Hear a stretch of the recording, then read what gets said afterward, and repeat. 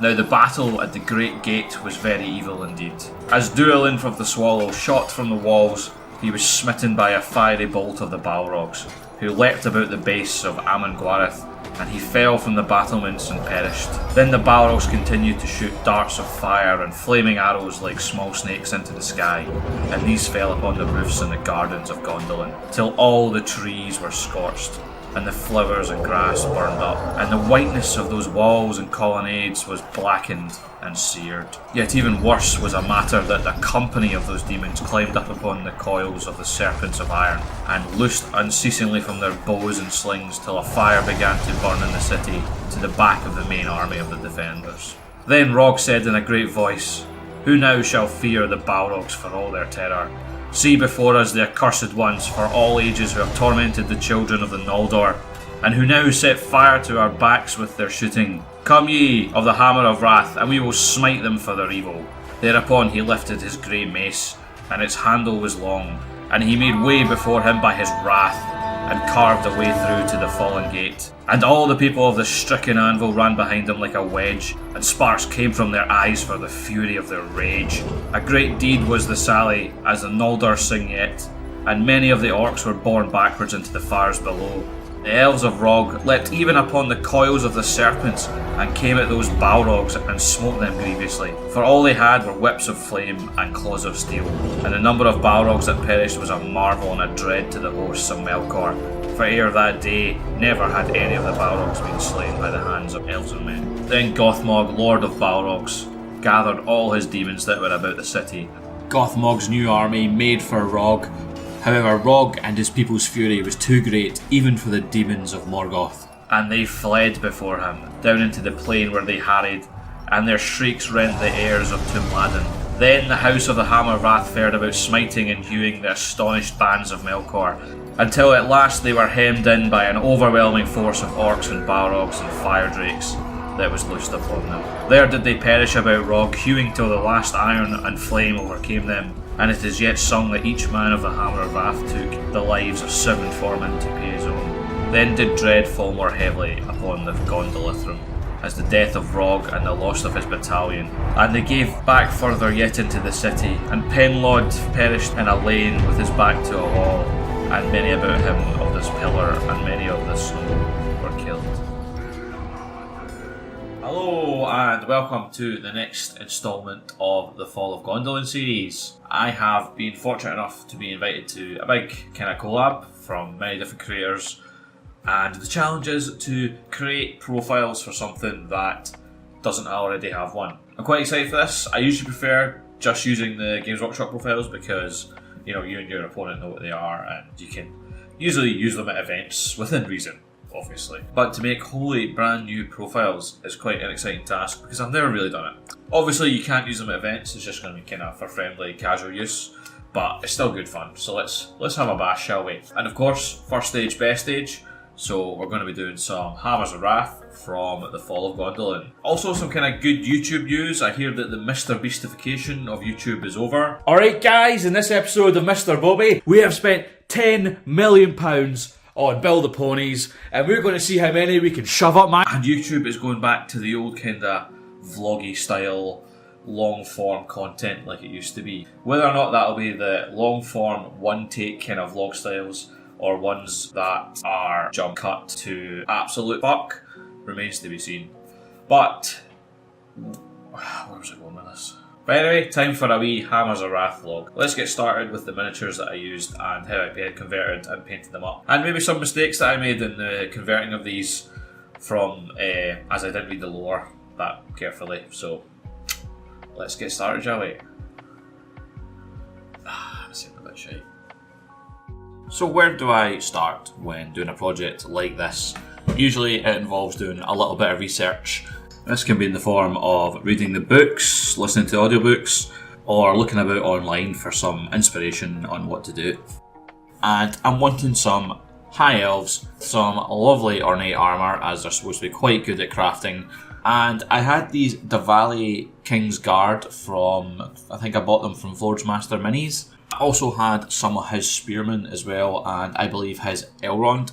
I thought these poses would be absolutely perfect. The King's Guard are great because they have different face masks, so it means I can have the Fight 6 boys if I want the Fight 6 boys.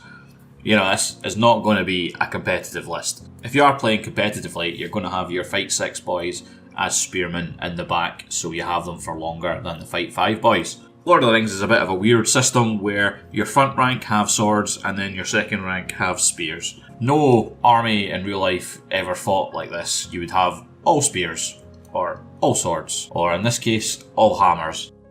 You'd sometimes get a couple of different armed people mixed in with big formations. An example being the swordsman that used to sneak under the lines of pikes and attack the other pikemen on the other side. Also, it is so hard to find miniature wargaming hammers and maces in a set. For my first batch of elves, I was really lucky that I had this old Empire Wolf upgrade sprue from when I used to do Empire. Actually, I suppose I could say I currently do Empire because of Old World, so that's lovely. Next up, I kind of think about what kind of profiles I'm going to use for these. It's really annoying in Lord of the Rings that you have to pay a point to swap weapons. I don't think weapon swaps should be free. It would give you a lot more creativity, especially when you're elves and you pay a point to change to a mace and it is no longer elven made. It just hurts a bit, you know. You're trying to make this nice, cool themed army and the rules just fuck you for it. But anyway, I suppose you could just use the sword profile and just say they have maces in your mind. In your mind, in your head, in your imagination.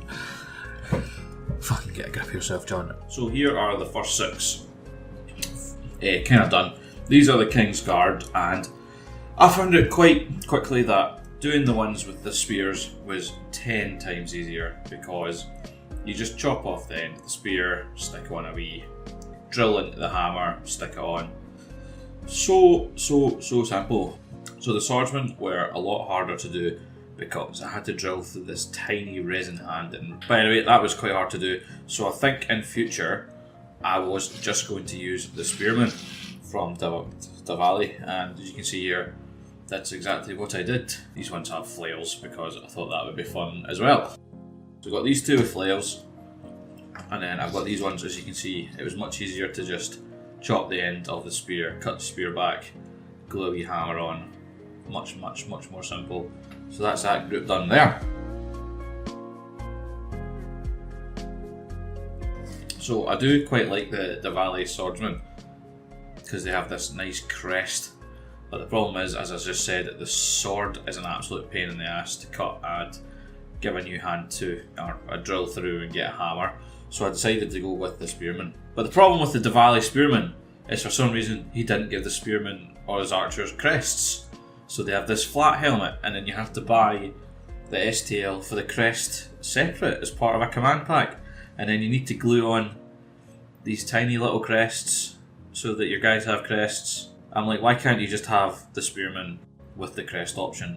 And because I am clumsy as all hell, I know I'm going to get super glue all over my fingers doing this. That's something I'm going to have to do. I'm going to have to sit and glue on the crests until all these. I didn't actually realise you could buy the crests separate, so it was a recent discovery, which makes me happy that I'm actually going to give them all crests. I also did think about learning how to use Blender and combining the STLs or whatever in Blender, but I realised I did not have time for that, as this video is due on Monday, so I kind of gave up on that. So I just decided to print out a bunch of the little crest things, and I'm just going to have to glue them on manually. Now, to build my Rog, I have used the Elrond. I think this is a really cool pose and fits perfectly in my mind to what I think Rog would be like. So for Rog, I wanted him to have this big tall shield and a mace like in his description that we listened to earlier. The only little problem we have is that the hand for the shield is the wrong way around, so I had to cut that off and repose it so that it was facing the right direction. This 3D printed shield, I also had to create a handle for it on the back. I used a big bit of brass rod, and then I used some green stuff to make it look like it was stuck to the shield at the top and the bottom. Now, on the other hand, the only mace I could find in any kind of kit was one of the Fireforge Knight kits. But the problem with this, the mace isn't as long as I'd like, but I'm just going to have to live with this. And you seem to only get one in a pack. I was finding it so hard to find a fantasy or historical unit that were equipped with all maces or hammers. It just seems like you would get some knights, a couple of them would have one. But I needed a lot of these. And I started this project about 2 years ago, and it was way before I was 3D printing, so I couldn't just print off numerous amounts of maces. So yeah, it was a bit of a pricey expense to get all the maces and hammers that I needed. The hand has also got chainmail over it, which I quite think is quite cool, but it doesn't really tie in with the rest of them, but we won't say anything about that.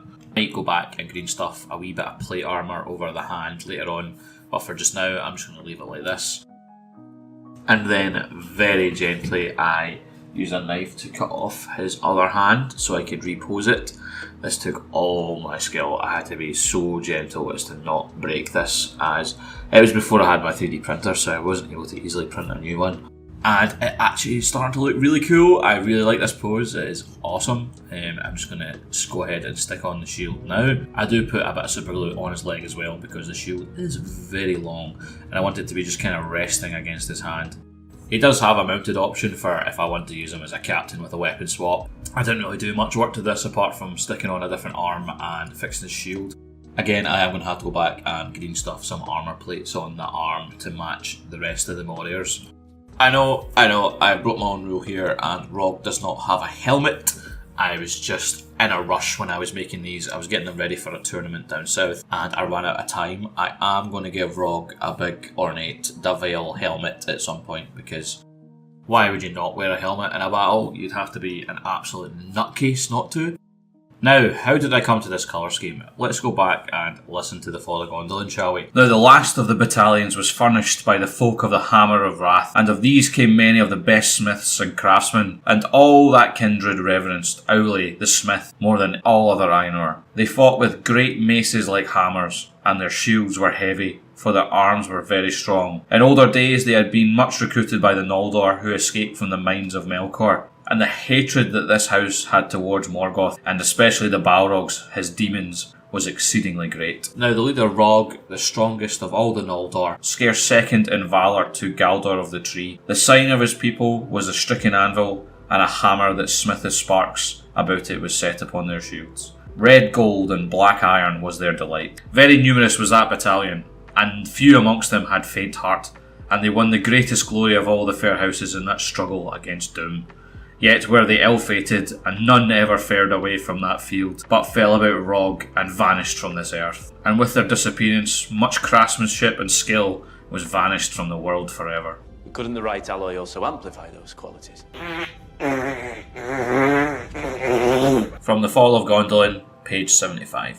So, after listening to that, this clip specifically, red gold and black iron was their delight. We know that they liked red, gold and black. And going from the stricken anvil symbol as well that they have, I think that this colour scheme kind of accurately represents this. Right, future editing John here. I know I said this accurately represents them, but what I meant is it accurately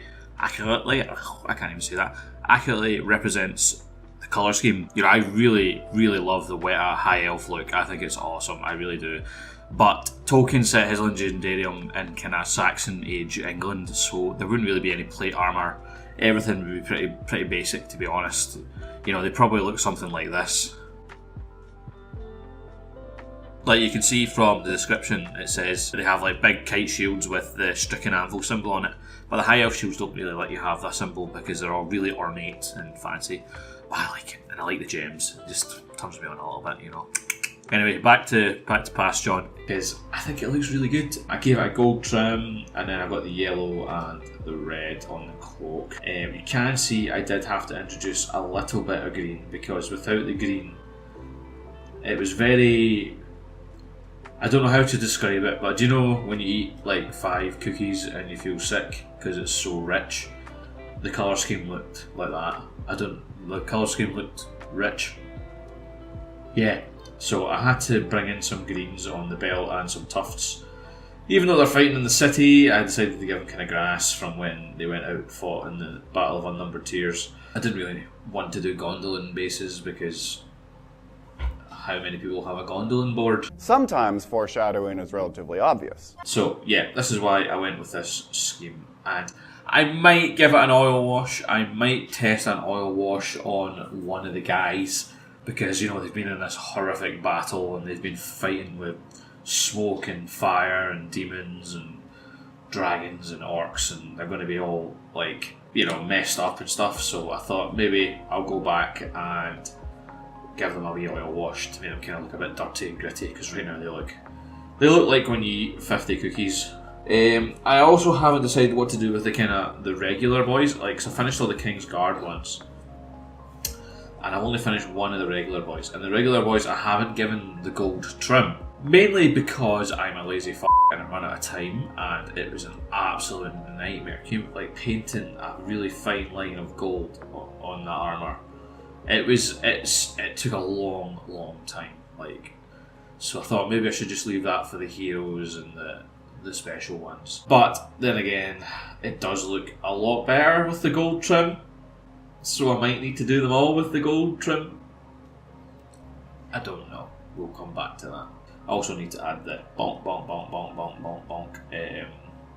cresty things and go back to that. Other future things is I want to be able to not have to use my Fountain Court Spearmen in the game.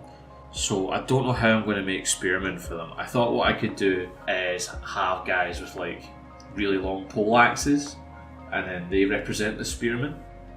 I thought that might be an idea, just because Lord of the Rings rules, as I've said, are a bit weird. So I thought in future I might try and find some big long pole axes with giant kind of hammery type. You know what a pole axe is, right? One of like them, and I thought I could have. Oh Jesus, this guy's hand's broken off. I just noticed that. Way to distract me from what I was talking about. Oh yeah, like kind of like my banner here. I do have. It looks a bit fucking stupid. Let's be honest. It's a bit too tall. I need to go back and fix that as well. I chop a bit off here, but you know, when you're making a project, there's always going to be loads of mistakes. You know, I always make loads of mistakes when I'm doing projects.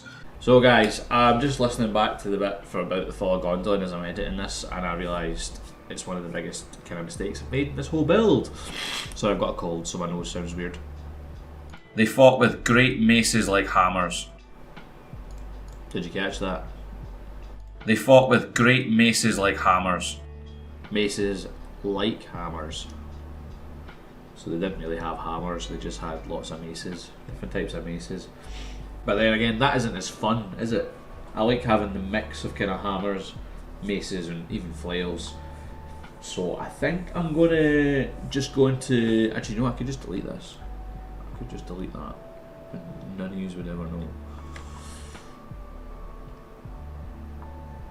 Or what I can do is go into full abject denial mode, because maces like hammers is a simile, much like the Balrog having wings. The shadow reached out like two vast wings. Now you go back and start again. Like, nothing's perfect. Getting to the final product can be a bit exhausting, because you know, I gave up on this last year and I'm only just getting back into it because of this collab. I do want to finish it though now that I'm sitting here. I want to finish. So let's get on to the next part of this video. The whole point of it, the profile cards, or creating new profiles. I'm not as sick today, so hopefully I won't sound as boring as I did in that last segment. That guy sounded fucking boring as fuck. So let's try and have a bit of energy about us now. This project was pitched to me. You know, there's so much first stage stuff that I could make a video on. I choose the Hammers of Wrath over all this other stuff I've got. You know, I've got my Morgoth, got Blue Wizards, I've got my House of the Fountain, Icthelion, and his pal, forgot his name. You know, I've got my full House of Hador army, including Hjor and Húrin. There's just so much that I could have done. So why did I go with the Hammers of Wrath? And I kind of alluded to it already. I'd given up on this project as well. Like, I really love the Hammers of Wrath. I love the lore, I love the background, but the problem with them, to get them good and the way I want them to look, I just don't feel like I'm good enough to do it, so I just keep putting it off and putting it off and putting it off, and rather than have a finished force ready to go in a battlefield, it's just random bits and bobs, and it's getting to me. They're sitting on my shelf, just sitting there staring at me for like a year, maybe even 2 years now, just sitting looking at me. Finish me. But I'm just like, no, I can't. I'm not good enough. Doing that, you know me, I like to speed paint things and get them out fast, but to make the Rogue army look good, it needs that gold trim, and the patience that required to do the gold trim on every single panel on those models, it's a lot. So That's why I've done this. It's a kick in my arse to get if I start making these profiles and these cards for them, maybe it'll make me finally get started. Finally get going again. I am going to put this into 2 parts, you know. Once the profiles and stuff are made, I think that'll get me in gear to get this project over the line, and then I'll make a video on it for you when they're fully done. Full 800 to 1000 points, so that's my plan. So the tournament legal ones, obviously I'll be using like High Elf Warriors with weapon swaps, and probably Elrond captains with weapon swaps, blah blah blah, etc etc etc. But let's get into the profile making. The problem we have with this is the Fall of Gondolin was one of Tolkien's first ever works. So it's kind of hard to judge how strong these guys need to be, because he talks about how they kill off loads of Balrogs, and they're fighting Balrogs and dragons, and they make an easy work of them. But in Tolkien's earlier work, the Balrogs weren't as the big, beefy, strong ones that we have today. Like right now, you can't. I think towards the end of his kind of thing, he wanted there to be about 7 or 8 big, beefy ones. But in the early Legendarium, as you said, there's literally a phrase: a company of Balrogs flanking round the side. You know, a company is what, 100 men, 100 Balrogs. So I either like to think in my head canon that there was maybe smaller, less powerful Balrog spirits, kind of like bloodlayers to bloodthirsters, if you're sad and into your other Games Workshop games. That's the kind of way I like to think of it in my head. It's probably completely wrong, but I really love the Fall of Gondolin, but it's just so different to its kind of future Legendariums, so it's quite hard to judge how powerful we should make Rog. And I do feel people, like back in the day when I used to like kind of GM games of the Inquisitor 40k, everybody wants their character to be like fucking Billy Big Biscuits, plasma guns, fucking power swords and all this. And it breaks the game, you know, everyone's so powerful, like what's the fucking point of even playing?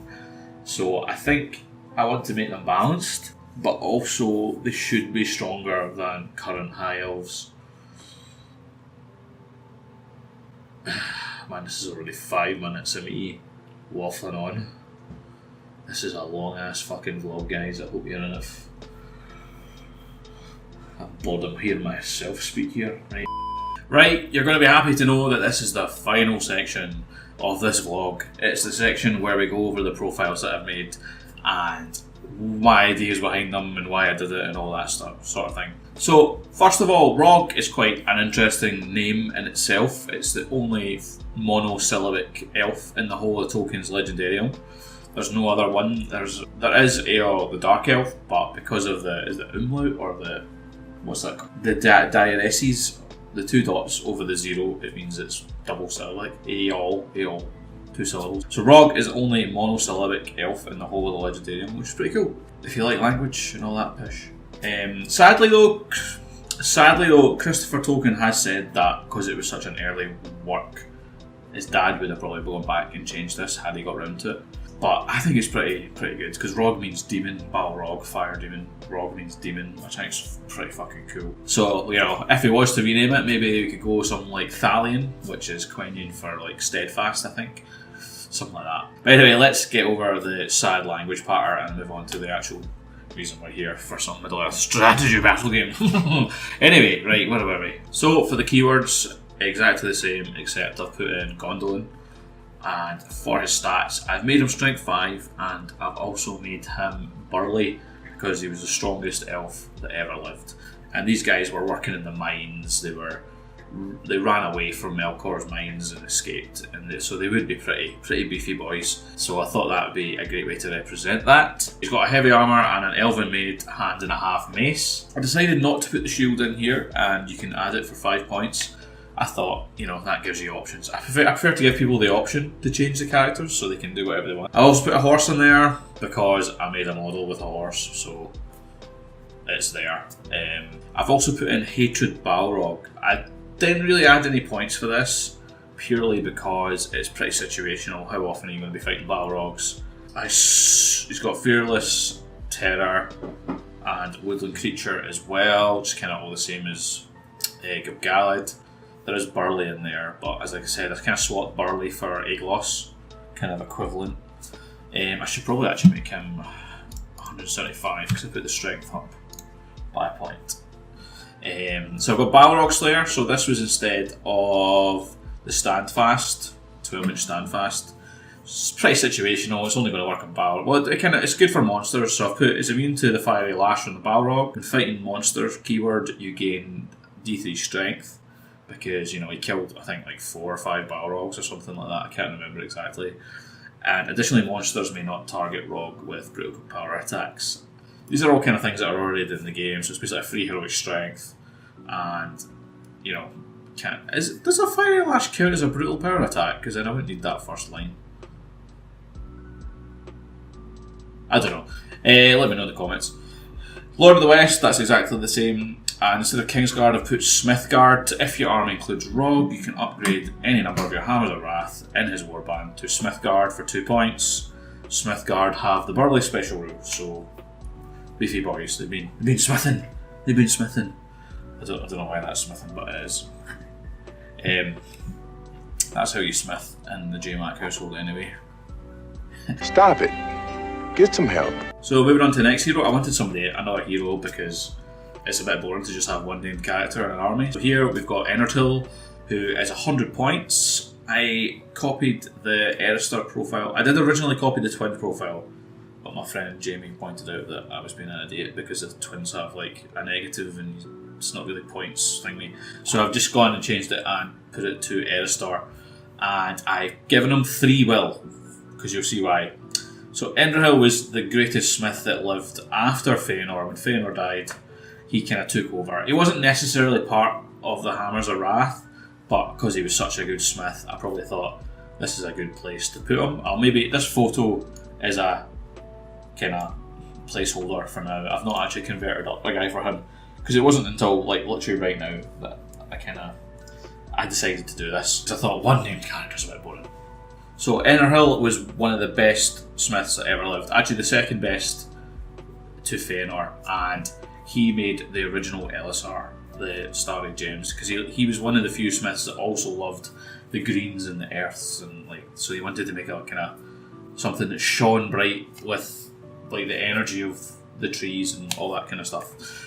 So he made the LSR. There's 2 versions of the Legendarium. So the first one is the original LSR, goes to Eärendil, but then it's brought back by Olorin, or Gandalf, when he comes to Middle-earth, and it's the same LSR.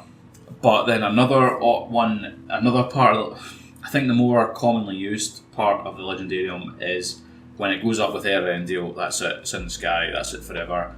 And then Galadriel gets Celebrimbor to make a second one.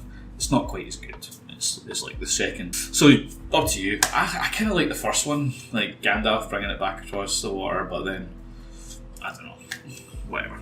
So this guy is 100 points. The reason I made him 100 points is because he's a bit spicier than Eristor. He has an extra point of will.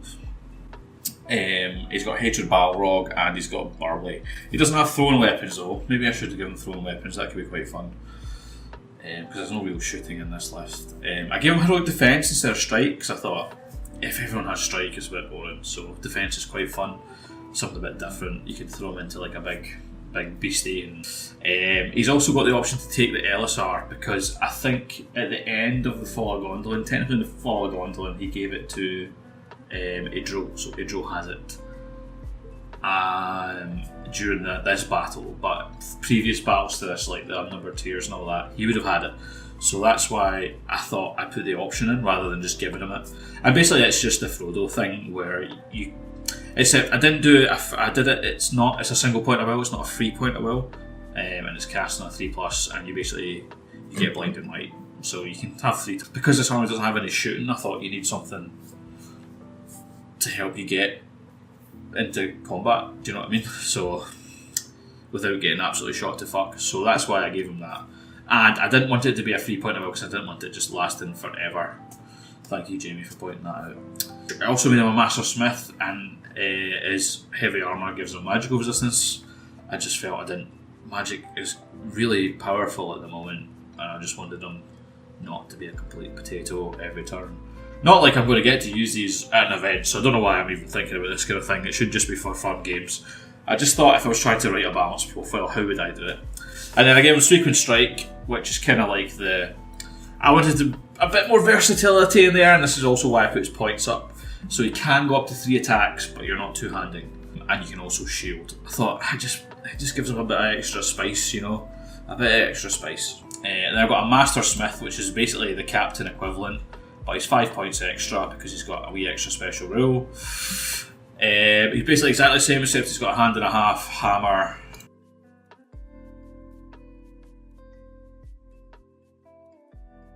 Because otherwise people will moan and say the mace is not elven made.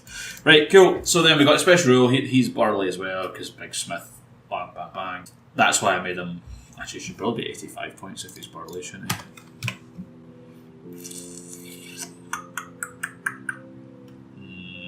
Yeah, burly's really good. So we got made him 5. So he's got the march. Also help you get into combat. You can take a horse because why not? He's got a shield.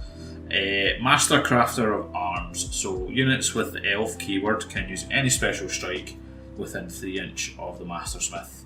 I thought this is a bit of fun, and I thought it's because they've got they're supposed to all just have maces, but I've given them maces and hammers. I thought it makes it you can kind of interchange. A hammer in Lord of the Rings you can only bash with, but most warhammers had a spike on the back of them, so you should be able to pierce and strike as well. Not necessarily feint with a hammer, but just a bit. It's just something. I wanted to do something that was not in the game, and that's not in the game, so I thought that would be a fun rule to add. Also got Hatred Balrog. They've all got Hatred Balrog because that's a very, very. Like, if you're at a tournament, how often is that going to come up? 85 points, let me know what you think, guys. I'm not too sure. And then a Hammer of Wrath. So we've got heavy armour, and then we've got the Elven Made hand and a half mace, or Elven hand and a half hammer. Wooden Creature, Hatred Balrog.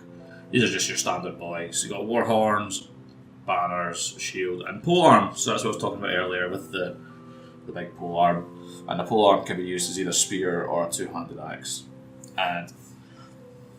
Or a two-handed hammer, if you're within 3 inches of the big man. Maybe it shouldn't be using any special strike, because that could be weird. Can use pierce or bash or stun, because you would be able. You can't. I wouldn't say you could feint or flail with a hammer. So I think that makes it a bit more situational as well. Anyway, that lets you interchange between the different hammers and things and stuff. And that's what I've got. I don't know what you think, guys. This could be absolute shit. Like, not being play tested at all. This is just me sitting here, and I've got Jamie helping me as well. Try to make it as balanced and as even as possible. I do understand that they are going to be quite powerful, but then again, they were insanely powerful heroes. Like, they should be kicking the shit out of everything. I don't know what you think about adding some shooting into this list. I thought about adding in thrown weapons for everyone as a laugh. I know how much people love thrown weapons, so get your memes in, guys, but I thought that'd be a bit much. Oh, another thought I had was I thought about Elven made bow throwers or some kind of fucking silly siege weapon. Something absolutely useless. But yeah, let me know what you think, guys, in the comments. What would you do differently? How would you represent these heroes? Do you want me to see me do this for all the houses of Gondolin and all the? Would you like me to make a first stage source book? Actually, I say that, but there is actually a really old Fall of Gondolin source book that was made that I still got a copy of somehow, because this is from, I think, the Return of the King days. Like, look at these models. Like, it just reminds you when there was only like 2 different models you could get. So there is a Fall of Gondolin source book. So yeah. Anyway, that's the end of this video. I have waffled on for so much, guys. I'd be surprised if any of you made it to the end of this video. Fuck me, I am not the most exciting person to listen to. Oh, I would thank you, Rab. Thank Rab for making these cards for me. Yeah, I could just go in and edit things to what I wanted, so thank you, Rab. So thank you to everyone that made it this far in the video. Please do leave a comment. I think the discussion is my favourite part of the whole YouTube thing. Even if it is to just tell me I'm a complete twat. because I am. No doubt I'll have triggered some people with the Balrog comments earlier. Let me clarify, I think winged Balrogs are amazing. I love winged Balrogs, I think it's great. I like them all. I like the idea that they're all different and they all have their own different things and stuff, like.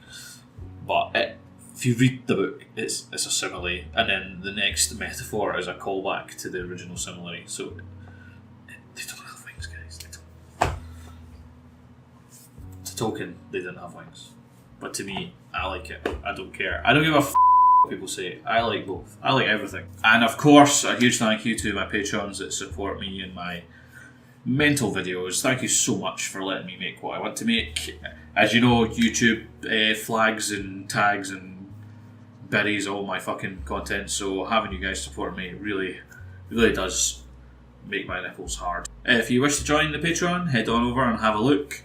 I think it's from a little, as at £3 a month, which is less than a pint these days. You can join the Discord, and I am in there all the time, so you can pretty much come and talk to me whenever you want.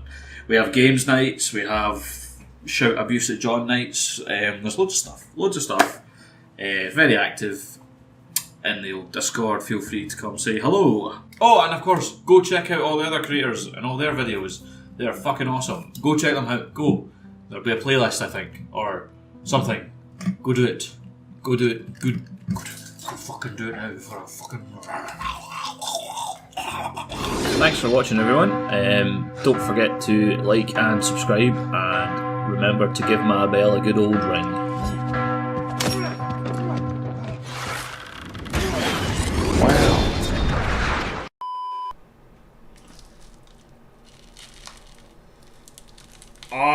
What have I done? Oh, this is stupid. I never thought of it.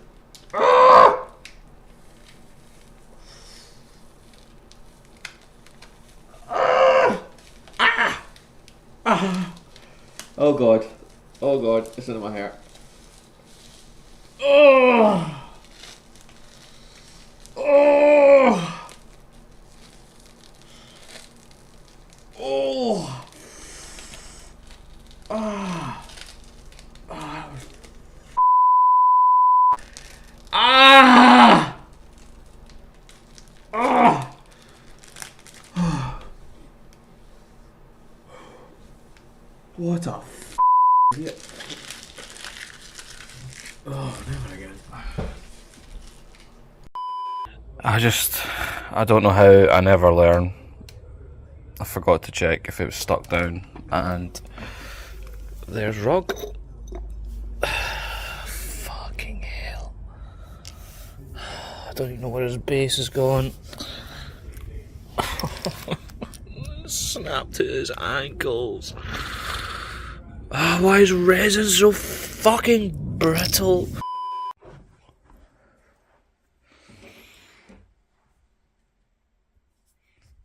Those bloody elves!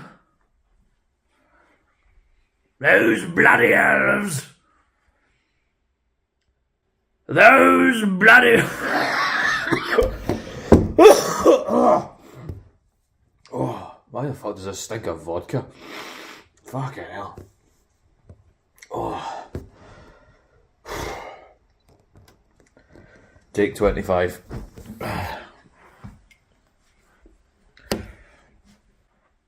Those bloody hell! Oh, there's the postman. Better take this off. Don't want to get caught. Fucking. I can't remember what else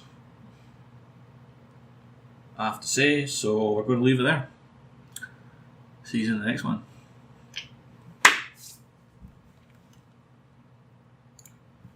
This is where I realise I wasn't actually recording this entire time.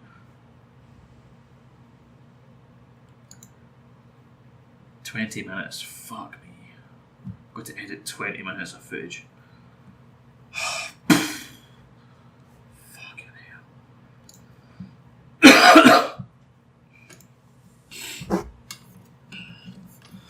Ooh, hello there.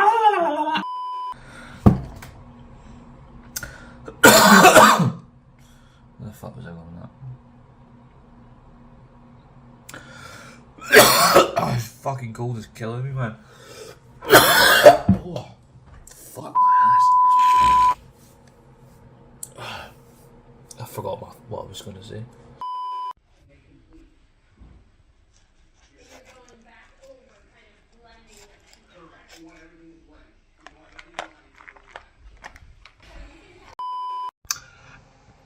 Sorry, completely forgot to do an army bonus. Let me know in the comments. You can decide, or you can argue amongst yourselves. I had a thought. I want it to be really good. I want people not to want to ally this because, or maybe we could do all the houses of Gondolin like the fiefdoms. I don't know. Oh fuck. Because you probably would ally with the houses quite easily. Well, for yellows, I don't want them to be allied with things outside of Gondolin, really, so I want it to be a strong army bonus. I thought like Master of Battle on the Smiths for 4+ or something like that. You know, total, let's do fucking Dragon Emperor power creep with Ratabi, you know, 4+ Master of Battle. Something strong. Or what about a Warcry, like Dunland Warcry once a game? Something like that. Something strong so you don't want to ally it with other stuff, apart from the other houses of Gondolin.